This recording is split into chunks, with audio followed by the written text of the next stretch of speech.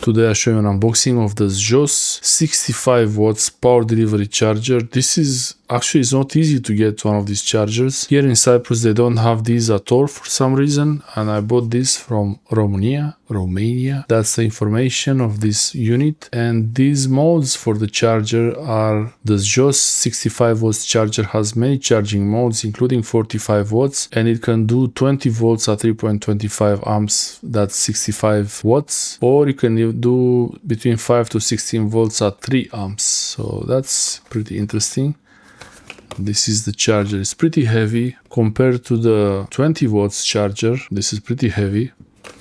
Now let's open the box. I did open this already to try it, to make sure it's working. So you have this brick. It's pretty heavy there, and some kind of these charging labels. I'm not sure if I could use these. Probably no.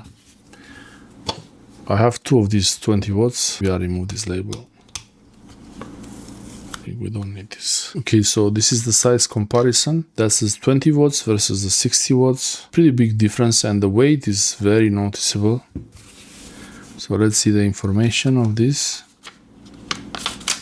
Those are the charging modes it can do. Power delivery 3.0, quick charge, and programmable power supply. So that's pretty nice. And these are the charging modes here. This charger has really a lot of charging modes. This is the model from Romania. This is the European style connector.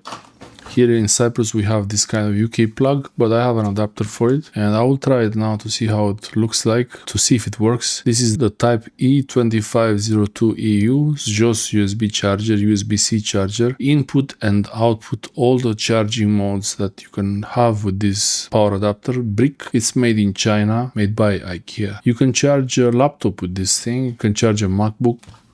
So let's try and see how it looks like. Plugged in. There is a bit of an issue because this is 65 watts and the regular USB cables are 60 watts.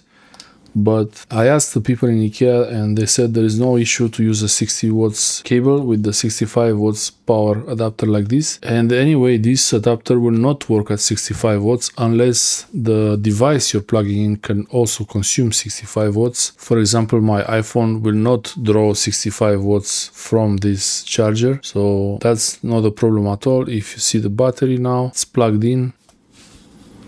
So it's about 67%. That's interesting, 67.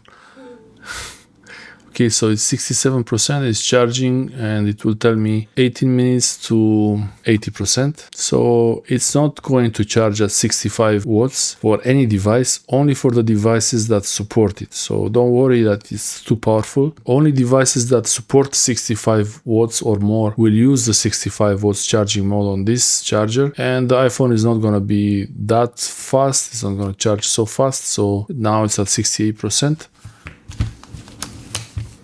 Some devices might not work at all at 65 watts, but they will choose other slower charging modes. When you plug in a device to a charger, the device and the charger will negotiate the fastest charging speed so that both can support it. And on some devices, the speed will not be too high, but this is a pretty good option to charge a portable laptop, even like a MacBook. I think that's a great option to charge a MacBook. So yeah, this is the 65 watts IKEA SJOSS charger. Thanks for watching.